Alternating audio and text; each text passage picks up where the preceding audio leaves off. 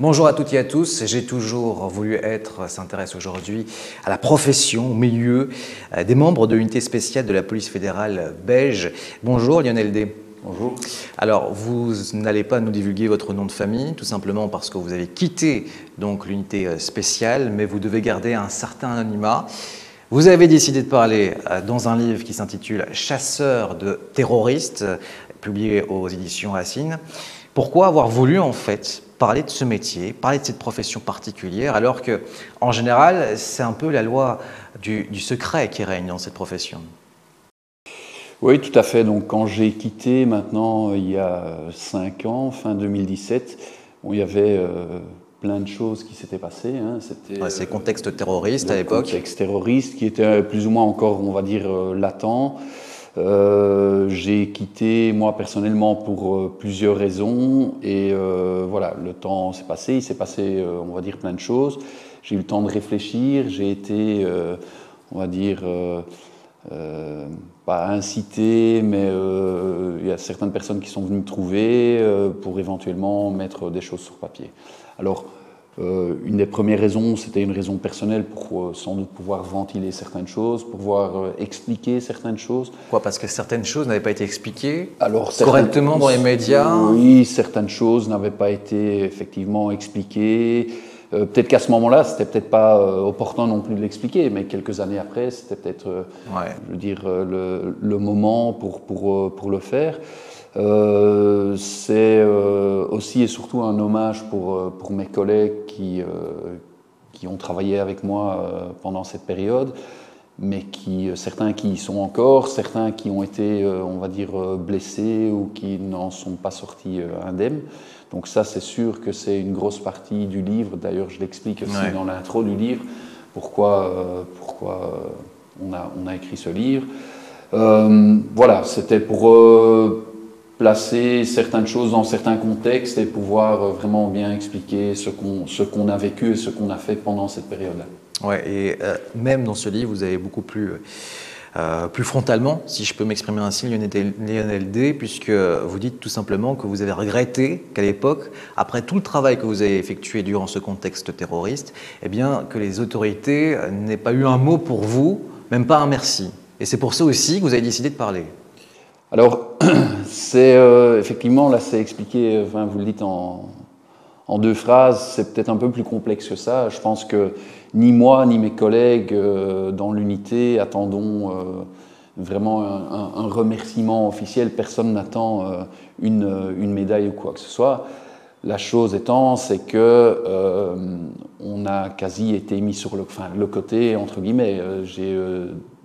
J'en parle dans le livre, il y a 2 collègues qui ont quand même été assez grièvement blessés, même eux n'ont jamais été, on va dire, remerciés, reçus, etc. pour les faits accomplis. Donc c'est un peu, on va dire, cette amertume-là. Alors de nouveau, on n'est pas, personne dans l'unité a un sentiment de Calimero en se disant on n'a rien reçu et maintenant on veut, bien au contraire. Je pense que les gens sont très humbles et très discrets là-dessus. Mais bon, voilà, je trouvais que ça pouvait être dit quand même qu'on avait raté le coche là, quoi. On va venir maintenant sur votre CV pour apprendre un peu à se connaître et pour aussi apprendre à savoir pourquoi vous avez décidé de devenir un membre d'unité spéciale de la police fédérale belge. Alors, votre nom, vous n'allez pas nous le dire, votre prénom c'est Lionel, vous avez un diplôme pour en tout cas réaliser, effectuer ce type de fonction au sein de la police fédérale? Alors, a priori, non. Enfin, je veux dire, ça dépend de la façon d'entrer, le grade que vous enviez dans l'unité. Pour ma part, moi, j'ai fait l'UNIF, je suis universitaire, mais j'ai pas suivi le parcours, enfin, j'ai un peu un parcours atypique, on va dire. Mais a priori, pour rentrer aux unités spéciales, et plus particulièrement, parce que les unités spéciales, c'est vraiment une grosse machine. C'est 600 collègues, il y a plusieurs services, etc. Moi, j'ai fait partie du groupe d'intervention qui s'appelle d'ailleurs, qui a été rebaptisé le groupe Diane, une référence vers les années 70 et 80. Pour le groupe Diane même, il n'y a pas de... Si tu es inspecteur de police, tu peux présenter on va dire les examens d'entrée. C'est une batterie d'examens, aussi bien des examens médicaux, psychologiques et puis physiques, etc. Et voilà, il faut les réussir pour pouvoir faire la formation. Justement, les examens, j'ai l'impression, et les tests que vous avez effectués pour, en tout cas, intégrer le groupe Diane, ce groupe de très peu d'élus, en fait, membres de ce bataillon d'intervention des unités spéciales de la police fédérale. On a l'impression, en lisant votre livre, Chasseurs de terroristes, eh bien, que c'est un mixte entre les tests que passent, par exemple, les futurs agents de la CIA et aussi les niveaux cibles. C'est-à-dire que vous avez dû subir des séances de torture aussi. Oui, alors il faut bien remettre en contexte que bon, moi j'ai passé l'âge, disons, enfin, je suis rentré en 2002, donc ça fait 20 ans. À l'époque, on était dans un autre climat, un autre contexte. On était juste pendant la réforme des polices, donc gendarmerie, police communale, etc., etc. Donc je pense qu'au niveau formation, ils étaient encore un peu en train de chercher la façon. C'était à la dure. C'était à la dure. Alors, il ne faut pas se leurrer. Les tests d'entrée maintenant sont, je ne vais pas dire tout à fait différents, mais sont quand même différents. Ça ne veut pas dire qu'ils sont moins compliqués, moins difficiles ou moins durs maintenant. Ils sont différents, mais il y a des choses qui ne se font plus, il y a d'autres choses qui se font qui ne se faisaient pas à l'époque. Comme vous dites, il y a certaines choses, enfin, certaines pratiques de torture qui se faisaient à l'époque, qui ne se font plus maintenant, mais qui ont été faites par la CIA, Guantanamo, etc. Ouais, et ça peut aller très loin. Par exemple, à un moment donné, vous avez presque pas noyé, en tout cas utilisé des techniques qui ressemblent à ce que peut éprouver quelqu'un qui est en train de se noyer. Je ne sais plus quel nom ça portait, c'est d'ailleurs cette technique. C'est du waterboarding. Ouais, ça s'appelle du waterboarding, effectivement.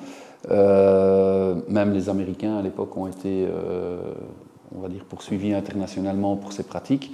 Bon, ici, c'est pendant, de nouveau, je remets en contexte, il y a 20 ans, ça se faisait, c'était pour voir un peu la résilience du candidat, comment il réagit au stress, etc., etc. Donc, oui. Et très peu d'élus aussi. Donc il y a pas mal de candidats, je pense que vous étiez 200 à un moment donné, plus de 200, et ça a diminué à force que vous passiez les épreuves et que le périple continuait pour arriver à intégrer cette brigade. Oui, donc nous, de nouveau, je remets en contexte mon année, on était 230 candidats, on est passé de 230 à 23 élus après une batterie de tests, des semaines de tests, etc., etc. Donc à 23, on a pu commencer la formation, le stage.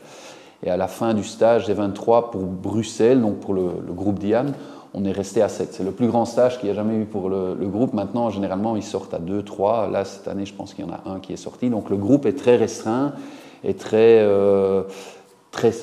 soudé aussi grâce à ça. Bien évidemment, tout le monde se connaît à travers les générations. Voilà.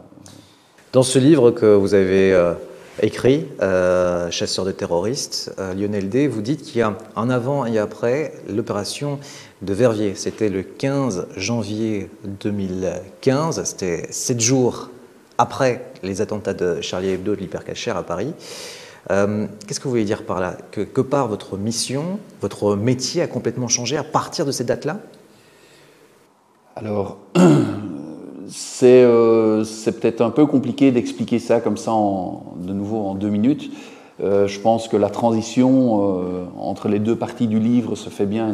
Là, on le sent bien qu'il y a eu une transition et que le 15 janvier 2015, c'était vraiment la transition entre les deux.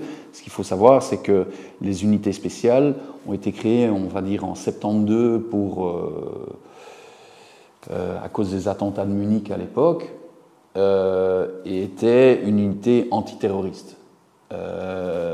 On a continué durant toutes les années à s'entraîner pour ça, donc on était fait pour ça, on était entraîné, sélectionné pour ça, mais c'est sûr qu'en Belgique, on a été épargné, on va dire, pendant les années 80-90, à l'encontre, par exemple, de la France ou de l'Angleterre, où il y a eu des attentats. Ici, on n'a pas eu trop, donc on était épargné à ce niveau-là. On faisait pas trop de missions terreau, on en faisait une ou deux, et c'était plutôt des missions, on ne veut pas dire passives, mais où il n'y avait pas trop d'action. Nous, notre core business, c'était du grand banditisme, c'était faire des arrestations et des perquisitions renforcées, faire résoudre des prises d'otages, Fort Chabrol, des émeutes de prison qui débordaient, etc., etc. Ça ne veut pas dire qu'on n'était pas entraîné pour ça, qu'on ne s'entraînait pas pour ça, mais on n'avait pas, on va dire, l'opérationnalité journalière que peut-être certaines autres unités étrangères avaient. Et puis, bien sûr, il s'est passé ce qui s'est passé, en 2015. Alors, à partir de là, ça change la donne. Même si tu es entraîné pour quelque chose, si tu n'as jamais vraiment, on va dire, vécu ou travaillé là-dedans, il faut revoir, parce que tu as beau t'entraîner et faire des exercices, la réalité, c'est toujours différent. Ouais. Aussi bien au niveau technique, tactique, le matériel, la façon de réagir. Donc, on a dû se réaiguiller assez rapidement, et je pense qu'on l'a très bien fait, enfin, toute l'unité l'a très bien faite, à partir de Verviers, et puis après tous les événements qu'il y a eu par après, pour justement être au goût du jour au niveau tactique et technique de ce qui se faisait. Il faut bien savoir aussi que, par exemple, au niveau juridique, on reste une unité qui est bien sûr, on travaille sous la coupole du gouvernement belge, hein, il n'y a pas de carte blanche, on ne fait pas ce qu'on veut, il y a la légitime défense. De l'intérieur, oui, bien voilà, sûr. Voilà, donc il y a... Mais là, notre adversaire, il ne tenait pas trop compte de ça. Donc lui, les terros, ça travaille différemment, un terroriste travaille différemment qu'un bandit de grand... Oui, et même pour les attraper, pour être précis. Je pense qu'il y a votre ami Charlie. Je ne sais pas si c'était véritablement votre ami. En tout cas, il ne porte pas son nom, c'est pas son vrai nom, c'est un pseudo. Il dit, là, c'était vraiment une scène de guerre. C'est ce que vous avez écrit dans ce livre-là. Il faut dire qu'auparavant, les grands bandits, les bandits que vous aviez arrêtés, c'était le petit matin, ils étaient encore dans leur lit. Et quelque part, ils ne souhaitaient pas mourir. Ils vous voyaient, ils se mettaient directement à terre, et puis il ne suffisait que le ramasser. D'ailleurs, c'est pour ça que vous disiez que vous ramassiez les bandits dans leur hôtel et tout ça. C'est l'expression que vous utilisez dans ce livre. Là, c'est tout autre chose. C'est des gens qui sont prêts à mourir aussi, face à vous, à tirer sur des policiers. Oui, tout à fait. Donc c'est ça, hein. C'est le fait que nous, on devait tenir compte de plusieurs choses et que, on va dire, notre ennemi à ce moment-là ne tient pas compte de tout ça. Donc lui, il n'a rien à perdre, et il n'a rien à perdre parce que justement, il n'a pas peur de mourir, et généralement, il a envie de mourir. Et quelqu'un qui a envie de mourir, c'est triste à dire, mais généralement, il meurt. Enfin, il fait tout en sorte pour mourir. Et c'est sûr que ça change pour nous, enfin, la façon, de nouveau, je me répète, de travailler, les tactiques opérationnelles, etc., ça change la donne. Donc, pour nous particulièrement, pour l'unité d'intervention, mais je pense pour tous les policiers en Belgique, pour l'unité et la DSU, c'était vraiment un tournant, 2015, c'était vraiment un tournant. On va y revenir évidemment face à ce tournant et après les événements dramatiques qui se sont déroulés en Belgique et en France notamment. Mais quelles sont les qualités principales pour être un bon policier, un bon élément de ces unités spéciales ? Là, de nouveau, la sélection se fait sur quasi 1 an et demi. Enfin, la sélection se fait en quelques semaines, et puis il y a la formation qui est aussi en fait encore un peu une sélection, etc. Donc, il faut compter que tout ça dure 1 an et demi, 2 ans avant d'être vraiment intégré et opérationnel dans l'unité. Comme je vous ai dit, on part d'un très grand nombre et finalement le produit qui en ressort, ben, c'est 1 personne, 2 personnes. C'est parce que la sélection, enfin le recrutement, la sélection, les filtres qui sont mis en place sont faits pour aboutir à ce produit. Et j'appelle ça un produit consciemment parce que, pas dire que tu es remodelé, mais il faut avoir certaines qualités effectivement je pourrais t'en citer 10, mais il y en a sans doute 100, et ça dépend un peu de la personne aussi, etc. Alors on ne se ressemble pas tous, mais on a quand même tous plus ou moins le même caractère psychologique. Donc on parle de résilience, de persévérance, le sens de l'abnégation qui doit être quasi absolu, la loyauté, l'honnêteté, etc., etc. Donc tout ça, c'est des définitions qu'il faut absolument avoir pour y rentrer. Mais c'est des choses que quelqu'un a en soi ou il ne l'a pas. Enfin, les aspects physiques, on peut t'entraîner pendant 6 mois et tu vas en ressortir comme un athlète. Mais tout ce qui se passe dans la tête, généralement, tu l'as, ton caractère, tu l'as. Alors on peut un tout petit peu t'aiguiller, mais c'est pas si tu n'as pas par exemple, pas de persévérance ou pas de résilience, ben voilà, enfin, tu n'y arriveras probablement jamais. Il faut aussi certainement du sang-froid, puisque lorsque vous faites tirer dessus, par exemple à Verviers, lorsque vous traquez Salah Abdeslam, puisque vous avez réussi à attraper Salah Abdeslam au bout d'une enquête importante et d'une opération ici très importante. Le sang-froid est déterminant dans votre métier. Le sang-froid est tout à fait déterminant. C'est sans doute aussi un des facteurs qui est primordial pour les candidats qui rentrent chez nous. Mais je vais dire que généralement, les gens qui ont le potentiel et qui ont les autres traits de caractère ont de fait du sang-froid. Enfin, l'un se tient avec l'autre. Donc évidemment, généralement, quand tu as plusieurs aspects qu'on recherche, ben, généralement, un des aspects aussi, c'est par exemple le sang-froid. Alors là aussi, de nouveau, le sang-froid, tu l'as ou tu l'as pas, ça s'en prend un peu, hein, on te met en contexte, on voit comment tu réagis, on essaie un peu de nouveau de te modeler, de t'aiguiller, mais si ça fonctionne pas, ça fonctionne pas. Si tu paniques dans certaines situations, en entraînement ou en sélection, c'est sûr qu'en réalité, tu vas vraiment paniquer. Donc voilà. Oui, j'imagine qu'il ne fallait pas paniquer par rapport, lorsque vous avez attrapé Salah Abdeslam, puisque vous êtes l'une des personnes qui l'avait attrapé, vous avez participé à cette opération. Est-ce que vous pouvez revenir justement sur cette opération, puisque dans ce livre, dans Chasseurs de terroristes, il y a des détails très interpellants. Est-ce que vous pouvez nous les raconter dans cette interview? Je pense que vous avez même tiré sur Salah Abdeslam.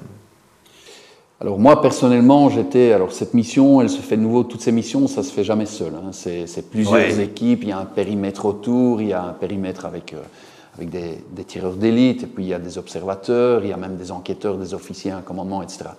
Ici, je parle de nouveau pour l'unité d'intervention, ce que moi j'ai vécu, la perspective que j'ai vue, etc. On était à plusieurs équipes autour de cette maison où il était planqué. Moi et mon équipe, on était l'équipe arrière, disons, donc on a escaladé les toits, les courettes, etc. pour aller rentrer par l'arrière dans ce bâtiment.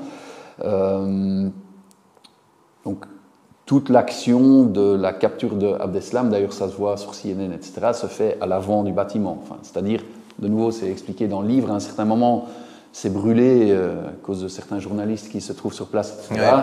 Il essaye de fuir par l'arrière. Là, mon équipe, on est à l'arrière, on le cerne déjà à l'arrière, il nous voit et il re-rentre dans la maison. Puis il est cerné, évidemment. Et là, toute une négociation se fait, on essaye de le faire sortir par l'avant.